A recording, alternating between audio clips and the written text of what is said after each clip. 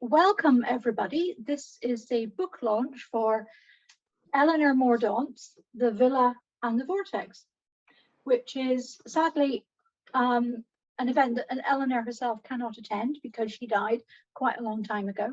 But instead, we have Melissa Edmundson. Would you put your hand up and wave, Melissa? Melissa is the editor of this volume, and she is going to be interviewed by Amy Sturgis. Amy, could you put your hand up? Amy and Melissa have talked to each other for quite a long time in the past about events. So they are going to discuss this book and questions arising from it for about 30 minutes, 40 minutes, and then we will have questions. If you have questions to ask, please put them in the chat, and Emer and I will extract them and present them to our speakers towards the end of the session. So then, Melissa and Amy, could you please start? Hello, and thank you for being here. Melissa, I'm so excited to talk to you about this remarkable work. I have some general questions, and then I have some specific questions, and I'm looking forward to hearing your thoughts on these. What a woman and what a writer Elinor Mordaunt is. After reading your introduction to her personal story, I'm now ready for the historical fiction novel. I'm ready for the biopic feature film about her life. She deserves both of those things. But I was also struck by the fact that during her lifetime, she was really recognized. She was compared to H.G. Wells and Algernon Blackwood. She was reviewed by people like Virginia Woolf. And so I wondered if you could talk a bit about how or why she sort of fell off the literary radar after her death in 1942, and your journey to rediscover her for all of us. Yeah, so she had one son, and he eventually moved to Africa. He actually had a farm there. So I don't really get the sense that he really had much interest, in what she was writing. So we always have that kind of, family element of someone will collect and promote the works, of a family member or a parent or a sibling. So I get a sense that that was not really the case. So she really didn't have anyone, and she had sort of we might get into that with some biography. She didn't really have any, like partner to, kind of keep her work going after she died in 1942. We can talk about somewhat complicated issues surrounding her life, her personal life, which I've kind of tried to touch on in the introduction, as much as we know, and that's at times a little bit sketchy. But but she had, the collections of her work published. In the late 30s, Martin Secker had published the Tales of Elinor Mordaunt. That was the title of the book with her collection. She was reviewed, and I tried to include some of those, contemporary reviews in the intro too. She was positively reviewed. So, once again, we just have someone sort of falling off the radar. And what's interesting though about her, and in, trying to, kind of reclaim and rediscover these women writers, you'll usually see them, mentioned here or there, in anthologies and, genre anthologies.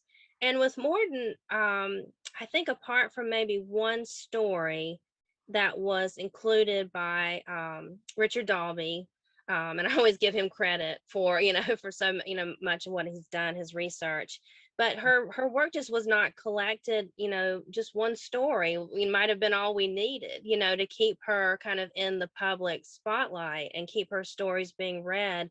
But I mean, of most of the women that I've worked on, she has just really, really just, fallen off. Her stories were just not out there, past, pretty much past the time of her death. So she had really, really been forgotten. Yeah.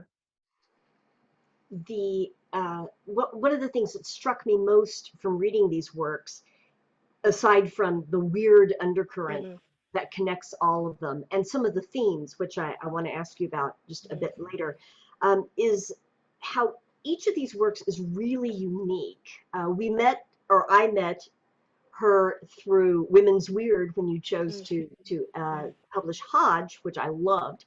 And you know how sometimes you find a story and then you discover there's going to be a collection of the works, and it's a really good thing you like that first story because you're going to get 8 or 10 more just like it. And that's quite the opposite with this collection. It seems that she's either pushing the boundaries of, or blurring, or outright ignoring genre conventions, subverting what you're expecting. And so besides that undercurrent of the weird, you've got science fiction, you've got fantasy, you've got folk horror, you've got gothic ghost stories, a little bit of everything. How did you choose which stories went into this volume? And is this indicative of her larger body of work, that she was in fact doing something new or something different every time she picked up the pen?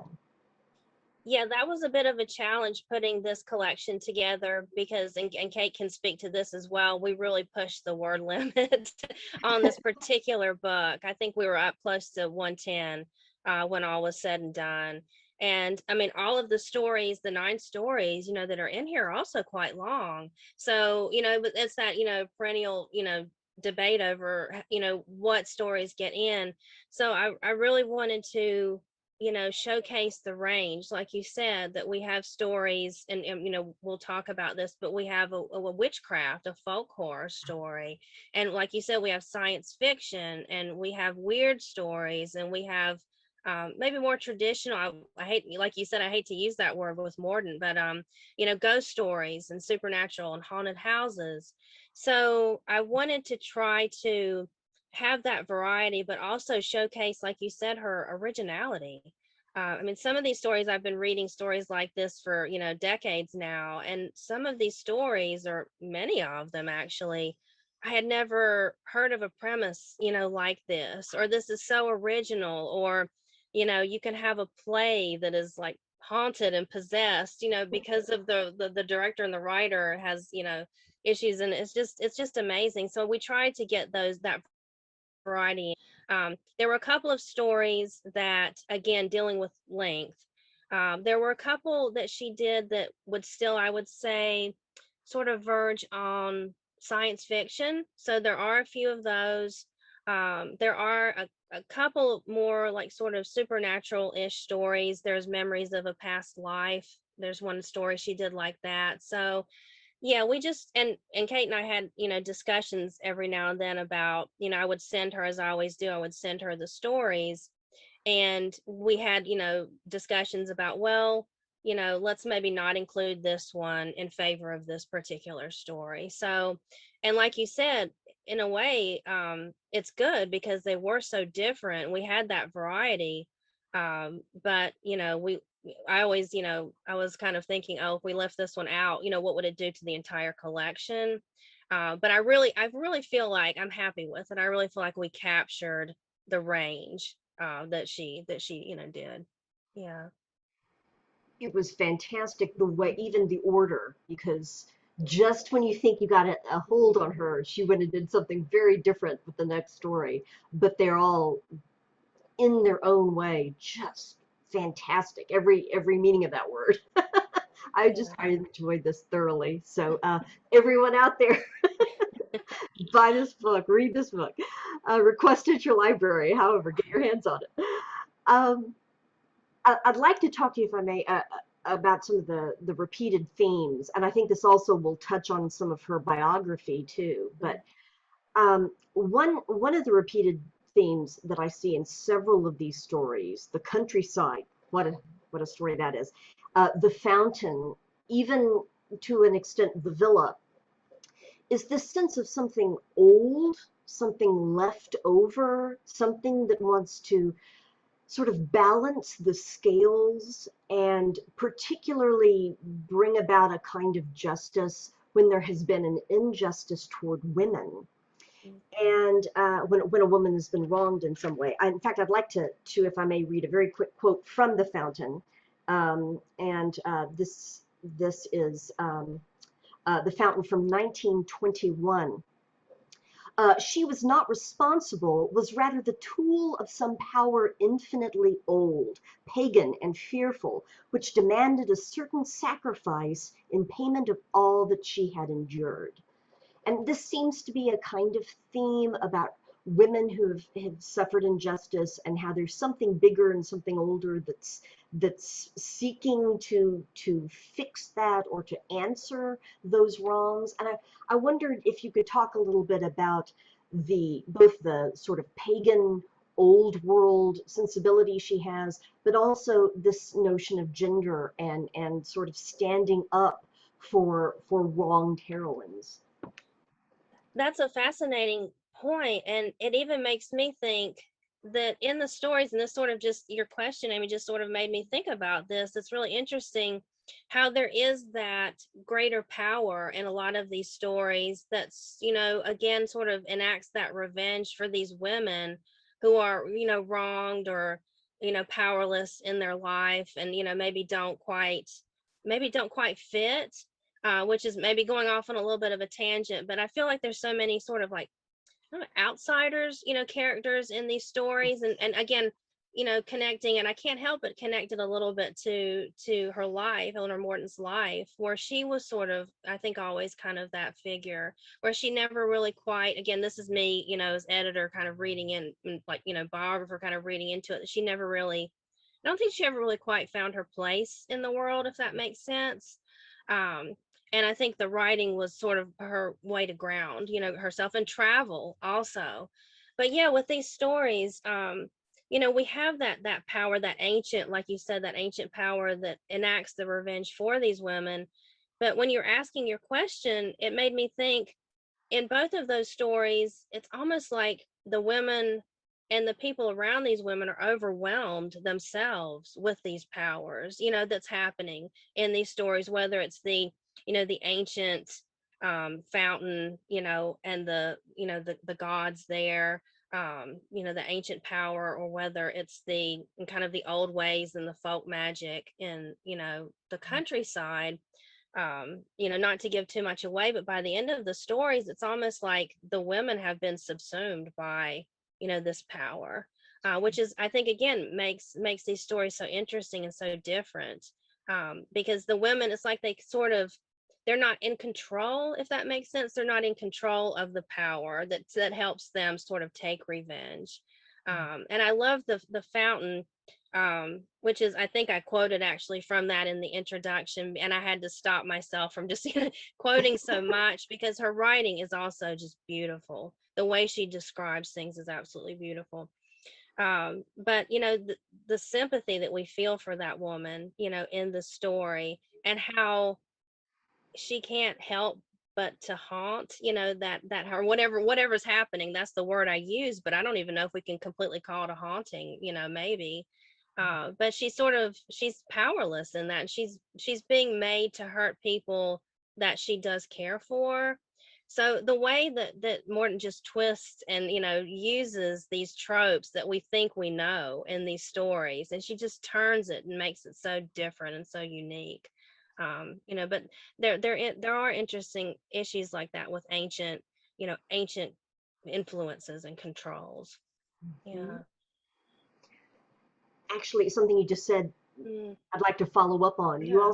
You said not only her life, but also her travel Mm, influenced her writing. And one thing I noticed, I'm very interested in the Gothic, and I'm very interested in science fiction. And so a lot of what I'm reading for is either this creation of atmosphere or the big ideas, because in some science fiction, the ideas themselves are the heroes. And mm, so I'm usually, those are the first two things I'm looking for. And something that struck me reading her works is, um, even while I was looking for something else, I was so invested in the characters.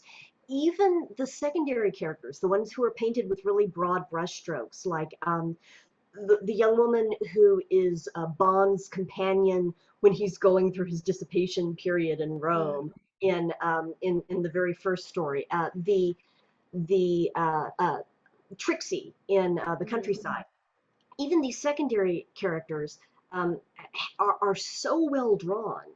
and you want to know and you feel such sympathy, even for the ones who are wasting their lives or making others' lives miserable. Do Mhm. you think the fact she was, first of all, very well traveled, and that her travel was based on trying to get this authentic human experience? I love the quote you had that was like, this area is there's too many rich white people visiting here. I want to actually meet the people who live here, right? This her search for authentic experience and her ability to absorb and to observe people, it, does that feed into her remarkable way of painting characters? Could you talk a little bit about her characters and the way she writes them? Because these are humans. These, even the non-human ones, are humans. You know what I mean?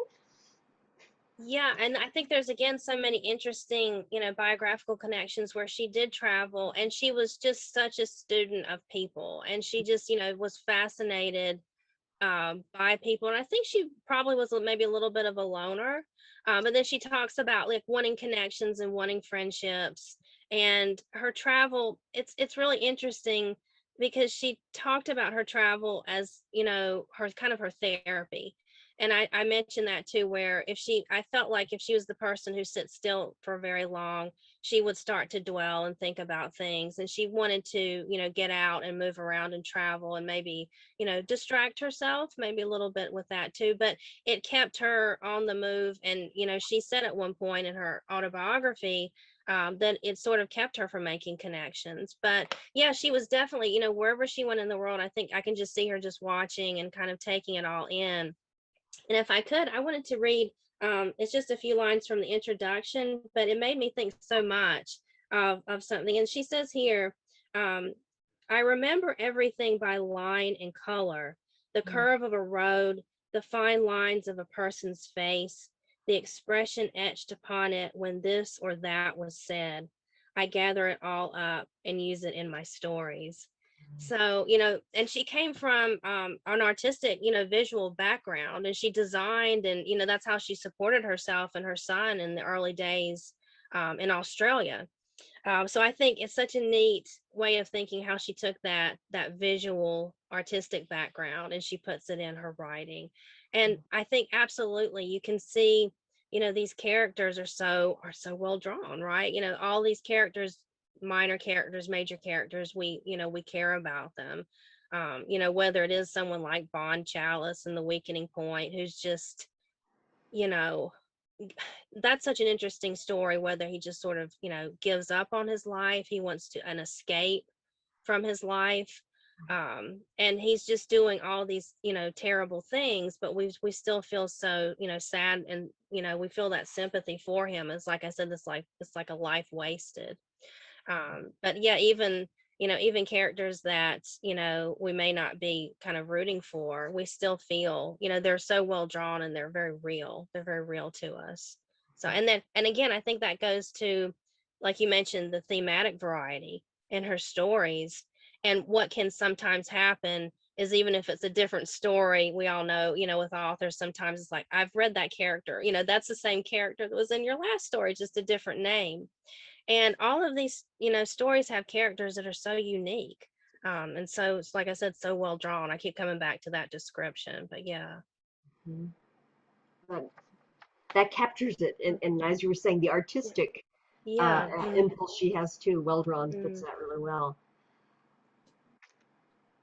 Another theme that I see in these stories, or a device maybe is a better term for that, mm, in the Vortex, the landlady, four wallpapers, is how inanimate things outside of us, a place, a thing, as you pointed out, for even a work of literature like a play, mhm, have, in a sense, their own lives and their own power, and in a sense, also kind of their own agency. There's a quote here. This is from Four Wallpapers in 1924. It is not a story at all in the proper sense of the word, nothing more than the recital of one of those impressions which suggest a realm, series of hitherto unsuspected possibilities. In people? No, no, of course not. One has always known that there's no getting to the end of people. in inanimate things. I mean, their power to seize, retain, release at will. What's going on there? Could you talk a bit about the effects of how Mordaunt portrays these inanimate things as actors, and in a sense, what that means? You said before words like helpless or powerless. What this means about humans interacting with place or with things or with stuff, for lack of a better term. Yeah, I mean that's such an interesting point, that there's these forces in these stories that, a lot of times, like you said, they are very much inanimate, that we can't see. And I think that goes a long way to, saying how so many of these stories do sort of verge into those weird territories, because we can't quite put our finger on, what exactly it is. Like with the vortex, what exactly in that story, you know it's an amazing story, but did this Kestervan, did he project something where he's struggled early in his life and he's unhappy, and that sort of manifests somehow, and becomes this influence, but it affects the other people, where they're acting, how they're not, or they're acting like their characters, they're not acting like their normal selves. And what is it? We're sort of left even at the end, and I think they have that question, right? What was it? What exactly was it? What came over us? But yeah, I mean, it's the influence and the lingering influence, I think, that's so interesting. Whether it's the houses, the haunted houses that she has, like you mentioned, 4 wallpapers, and it's like, this impression that the woman gets when she sees, and I think that, again, that story is so original with the peeling. You peel back, and she keeps saying, you must remember that we're starting at the end, we're working back to the beginning. And that was an absolutely amazing find for me, because that actually was not in the collected works. I had to go track that one down, so I'm so glad I found that one. But and why it's not in the collected works, I don't know, because that's an amazing story. But yeah, this impression, and then she sees it sort of being enacted. So, and I'm trying to think of like other ones too, where we kind of have that feeling, like even with the villa, this sense of there's just something, about the house, but we don't quite see, we don't even really see any ghosts or anything in that story. It's just this, I'm trying not to give anything away, but how the house sort of defends the original owner, and then that feeling and that impression is passed down, to multiple generations after. So I think that, yeah, I think that's something, the inanimate in her stories just gives us that lingering sense of unease. That, because I felt with these stories too, they sort of linger, they stay with you. Like after you've read them, you're still thinking about them, which I think is, again, I think it goes to that feeling that even if we don't see anything in these stories, I think that's such a good point. We don't see things in a lot of these stories, but we feel that, that there's something there. Mhm. And also, we feel like we've gotten, or at least I did from some of these, a truth we weren't really expecting. For example, I went into the landlady thinking it was going to be a very different story. And it didn't have the horror in it that you would expect of a haunted house kind of story, because the haunting is not your normal kind of haunting. But yet there was something else kind of horrible about the idea of this woman who doesn't feel like an old woman on the inside, right? There was this big truth about sort of the human experience and longing and yearning and wanting to recapture something that's lost, that time isn't going to let you recapture. Um, as well as, again, characters who are just so uh, uh, believable, so tangible that you feel like you're a part of their story instantly. It's fascinating how she does that. And also, just again, completely inverting your expectations going into a story thinking, oh, I know how this works. You Yeah. don't. And I mean, she's definitely, with the landlady too, she's definitely not afraid to give you a, pretty, nasty ending in a lot of these stories, that there's not, and I don't really care for stories, that have the kind of happy ending. I want to be left kind of thinking, or I want to be left unsettled. So, when I'm choosing stories for anything I'm working on, I kind of, try to head more to those stories and sort of prefer those. But the landlady, since you brought that up, it's such an interesting story that may be one of her more like positive stories, you would think, like you said, as you're going along, and then you get to the end, and it's like, wait a minute, we're presuming that this lady is, maybe going off to, a form of heaven, right? Or, going into the afterlife where she doesn't have to, suffer and be alone. But no, she wants to be in that house. And, we're left at the end feeling, that loss, that she's never going to go home again, right? And, even with that kind of more positive and at times kind of funny, when the couple's sort of going back and forth, that's kind of a little bit of a lighter story. But yeah, but she's going to get you in the end, right? It's that idea where she's still going to leave you kind of unsettled and thinking. I always thought, it was so interesting, like as I was going along, I can kind of see her writing out these stories and just kind of, I don't know, maybe chuckling to herself, like, oh, like you said, they're going to expect one thing and I'm going to get them with what I'm going to do. So I kind of feel like she might have had that kind of sense of humor where she enjoyed, kind of playing with her readers like that. Absolutely. That's a great description. I can just, um, okay, so selfish question. I just want you to talk about this story some more if you would. It's impossible for me to pick a favorite one of these, but I've just got to ask you. And it just occurs to me, I don't know how to pronounce this because I don't know the pronunciation of that particular bone. Lutz, would that be Luz there? Yeah. The story. I haven't said that out loud before, so apologies to anyone if I mispronounced that. Um, what a story. It's weird, it's science fiction, there's so much to love, but what really you mentioned that these stories sort of follow you around and haunt you after you read them. I have thought about this story so many times since I read it. It delivers one of the most eerie and effective sort of gothic horror sequences I've read in a while, all with a seemingly simple depiction of London pedestrians who are sort of caught up unexpectedly in one of those thick London fogs. So suddenly they're sort of blinded by the fog. They're made helpless in a place that should be familiar and comfortable and reassuring to them. And then this depiction of this lone woman who's disoriented. She's suddenly lost on a street that is so close to her home, and she's ultimately dependent on this guide that her own intuition is telling her is not leading her in the right direction and is quite possibly leading her into a trap. That was amazing. There's, if I made two little lines here that just got me. um, why here, right in the midst of London, I might have been miles and miles away from humanity. Best to retrace my steps, but how? I turned, then hesitated, trembling. There was not so much as a curb to guide me.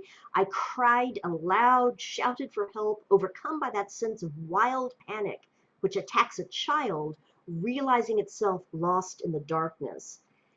And then later, I did not even think of death. In truth, I did not fear anything. To fear, that is the verb, carrying a different, and for me at least, a less dreadful meaning. It was fear itself which had me in its grip. Stark, unreasoning, shrill, hair-bristling fear. And just reading that, I got that chill bumps from that whole sequence. I mean, there's action, there's lots of really interesting things happening in that story, but that sense of dread that this is going wrong and she knows it's going wrong, and how do you get out of this situation once it's started.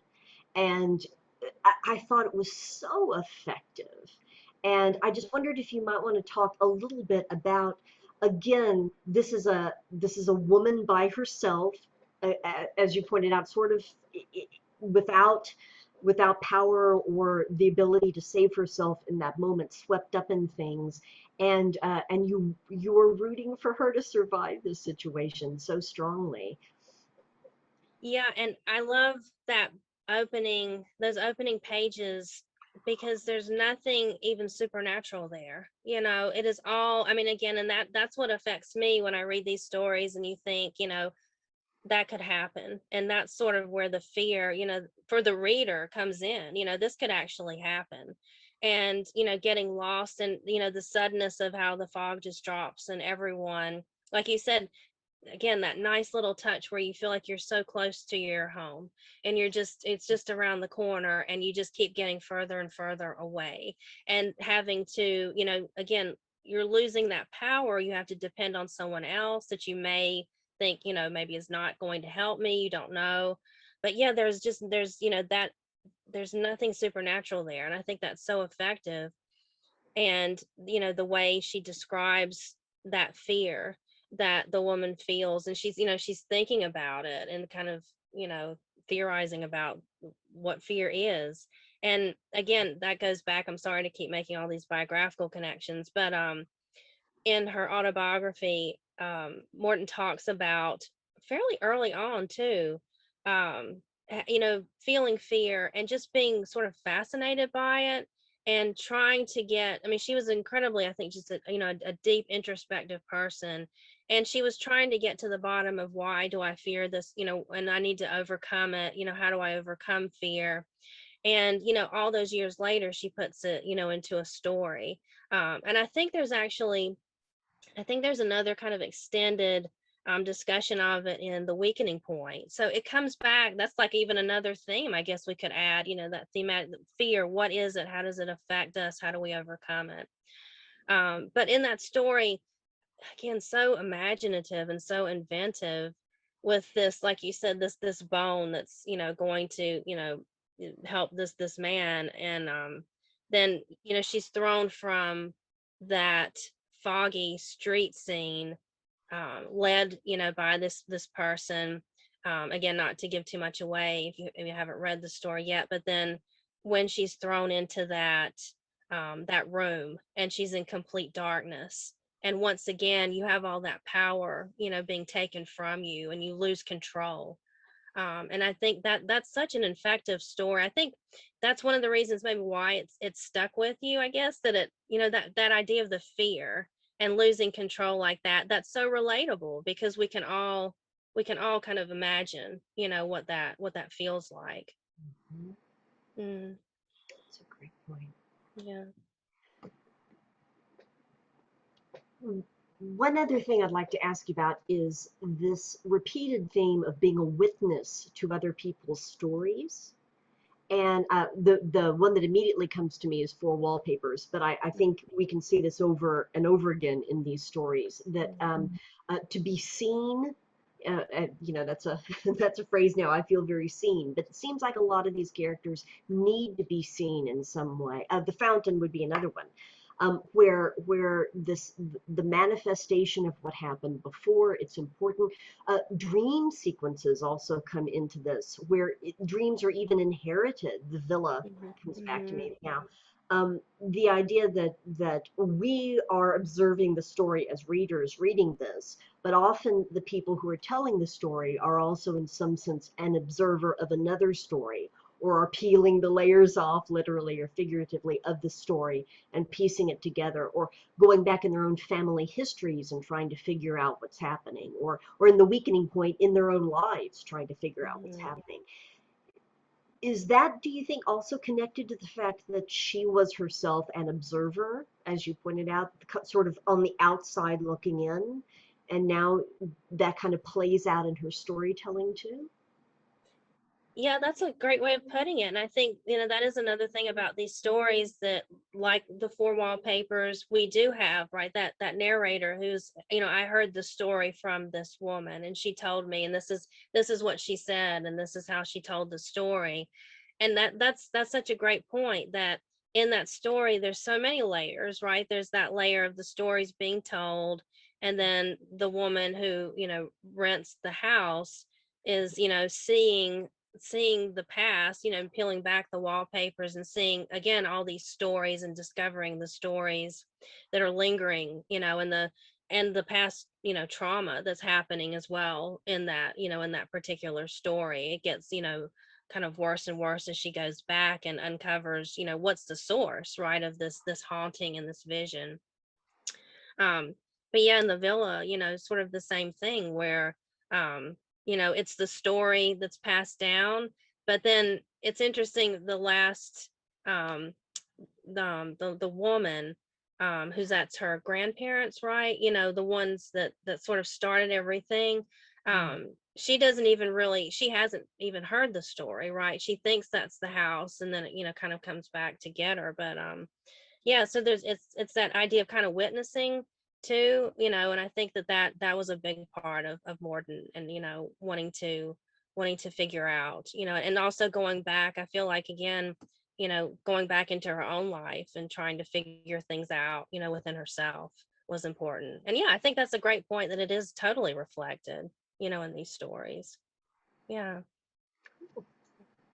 I don't want to take too much of your time here. I know we want to go back to the audience. Do I have time for one more? Okay, awesome. Two parts here. First of all, what do you think is next for the newly begun Elinor Mordaunt studies that this will no doubt set in motion? Where will there be more? Do you anticipate more published? What will a new story about genre look like, reincorporating her stories into that narrative, or bringing her voice back into that dialogue? And secondly, what's up next for you? Are those two things connected, or are you doing something else as well? What can we look forward to on the horizon for both author and editor here? Yeah, I mean, I think, thanks for asking. I mean, I just hope, and we sort of talked about, I'm not sure if that happened on the recording or not, but earlier on we talked about maybe, getting the edition, into maybe college curriculums or something like that. So I would love for her work to be, first off, more widely read. And I think, and I hope that people will really enjoy this, as it's such a unique voice. And I hope that she's seen as part of, right, the tradition, of writing, whether, it's interwar writing, of that time period, the 20s, mostly the 20s, kind of, post-war. So put her back into, the writers that we talk about during that time, but also appreciate how she is very much different. And we've talked about this, but how she's inventive and imaginative, and she puts a spin on things, like even the witchcraft story, the countryside. And you think, okay, everything, under the sun has been done about witchcraft stories, but she manages to do something that I have never encountered before with the way she approaches that story. So, putting her in the tradition, yes, she wrote what you want to call haunted house stories, yes, but there's a different spin on these stories. So, I hope that she's sort of placed back into that conversation.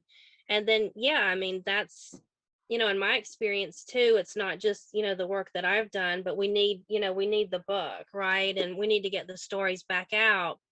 And once you do that, then people can, rediscover and then reassess, and, maybe some critical studies. That would be great, to have her being talked about. But it was, I mean, even I have my old beat up copy here of the tales from Martin Secker. And, it was, there are not many copies out there of that. And I managed to get, some of the original collections, but again, rare books, that are just not widely available. So, again, this is the, the kind of the next step. So, and then I guess what's next for me, is another, woman writer who, was in Women's Weird too, Helen Simpson. And we're working on a single author collection of her stories. So that is coming up. So I'm looking forward to that. And I have another collection that's coming up in October that I haven't gotten the go ahead to talk about yet. So more soon on that one.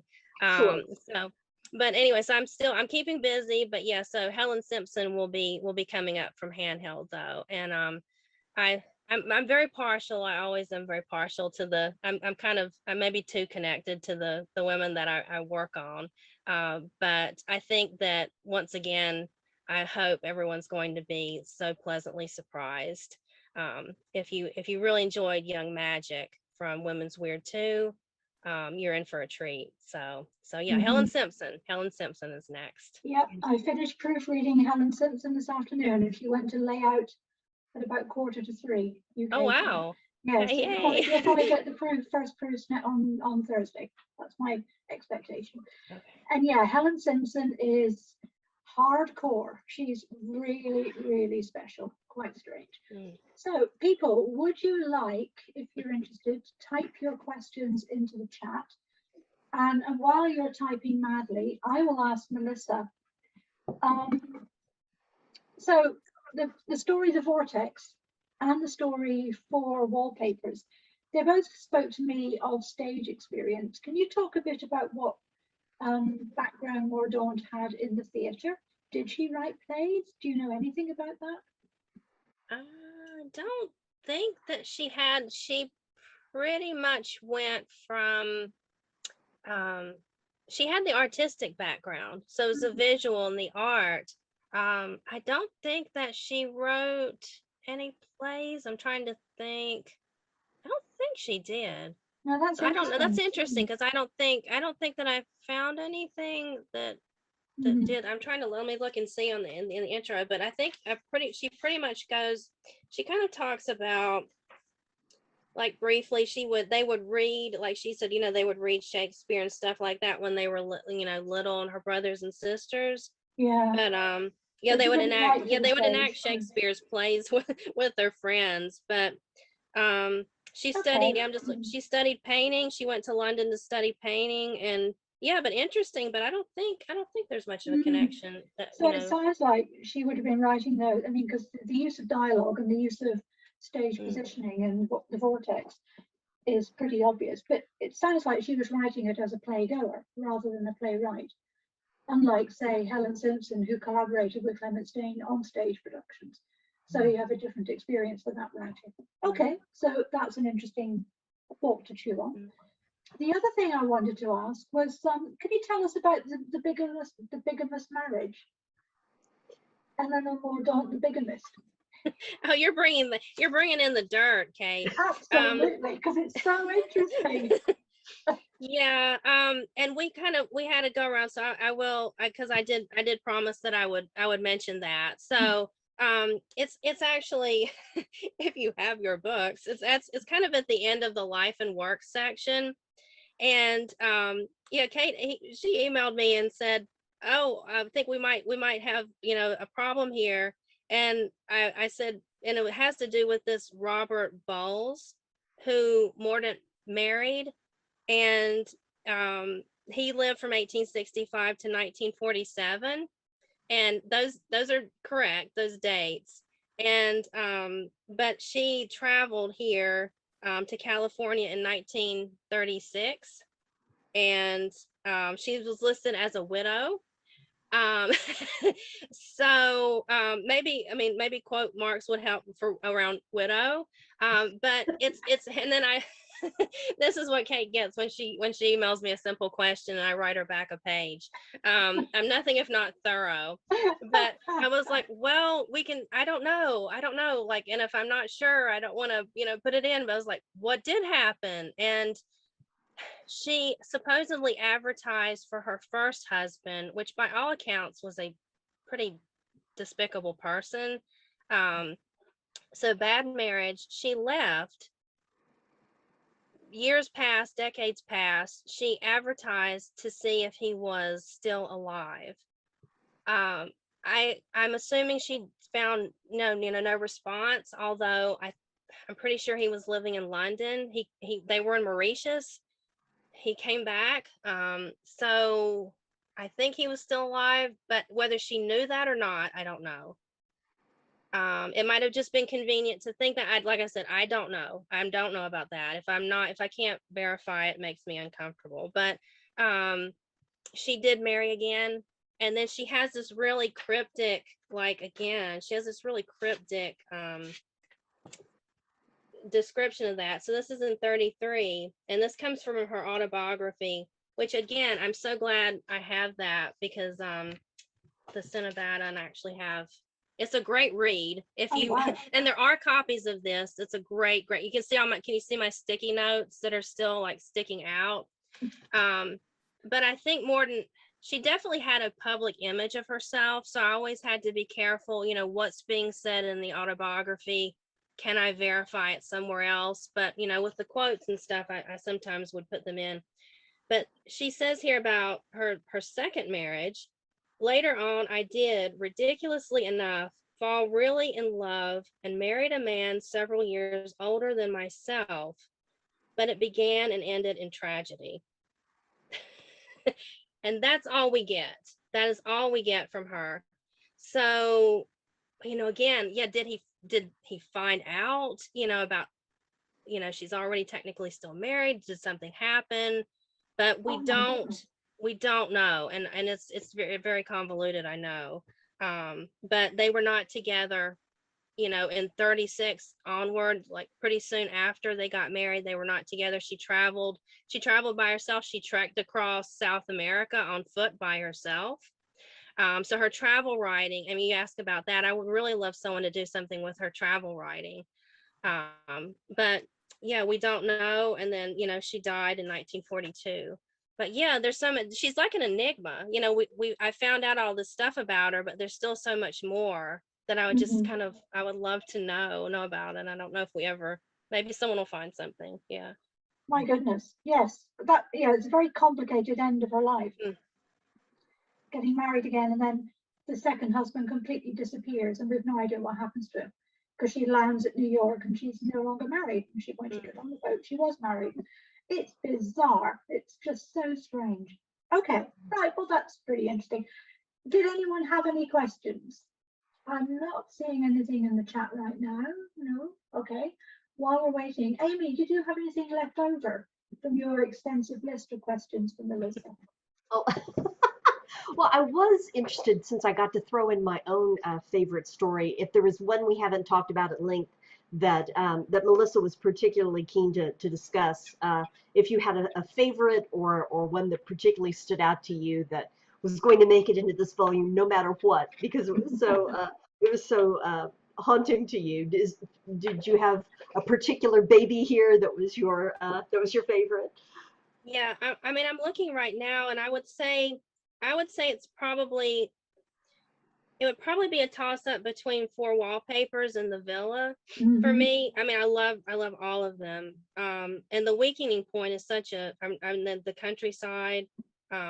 The countryside has really stuck with me, because the end of that story is so like brutal, for lack of a better word. Like I just Mhm. but those two stories for me, I was sort of proud to be able to put Four Wallpapers back, because I actually had to. That was one of the collections that I couldn't actually get a copy of myself and purchase. So I had to track it down in an archive, get the the very helpful, librarians to scan it for me so I could type it up.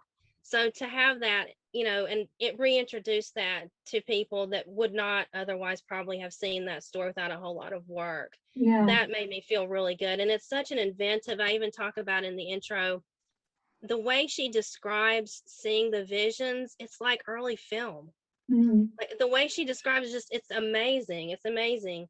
And then the villa for me, and again, it's something I talked about in the introduction, that idea of the house at the end sort of getting tired and not being quite able to do what it wants to do. If you've read that story, you know what I'm talking about. And then they're like, does a house does the evil kind of wear itself out? And it's like, that's an amazing idea. Yeah. So I think maybe for me, I don't know, Kate, what did you think? Is there some that was your favorite? Um, I think my favorite is Four Wallpapers, because it's just phenomenal. Because for those who haven't read it, it's about a woman who buys a villa sight unseen in Tenerife, in the Canaries, and goes there with her ill husband, and does all the de-wallpapering and discovers that a terrible tragedy has taken place there in the past, and it's being reenacted in front of her, and it's affecting her sick husband. There are so many levels, but it's just the way it's told. It's a superb story. But the story that interested me most from a critical point of view is the weakening point. It's not a story I like that much, but I find it fascinating because it came out about, I think, 18 months after a short story by John Buchan, and they both use the same premise of a young boy who has the same dream once a year of a terrible something that's coming to him one room nearer every year. So there's a sense of impending doom, very measured. And both authors take the story in completely different directions, which I find amazing. Mordaunt involves issues about manhood and masculinity and giving in and dissipation and the faithful friend who will stand by him no matter what. Whereas Buchan, he goes the full Clubland hero way, and the boy makes himself to be completely fit and manly and uber masculine and goes through the war knowing he's not going to die because his fate will come to him in about 1926. When Buchan wrote the short story originally, it was just a short story and it ended in a very sort of trashy way, but he remade it in 1927 for a novel called The Dancing Floor, which is one of his best supernatural novels. So yeah, the treatment of that single theme, that really interested me. And I don't think anyone knew about that before because nobody knew about Mordaunt. Buchan's story is fairly well known in Buchan circles, but Mordaunt doesn't have a circle yet. Perhaps we are the new Mordaunt circle. I don't know. Okay, I think we should be wrapping up now because we've been on air for an hour. So thank you so much, Melissa, for taking part in this. And thank you so much, Amy, for your interviewing technique, your great questions, your uber enthusiastic. Oh, it was great, really, really helpful, and just so nice for me not to have to do that. I love having a guest interview. Thank you all for attending. Video will be up in a week or two. I will be sending you all the link. But in the meantime, tell your friends the Villa and the Vortex is the one to buy. Thank you all.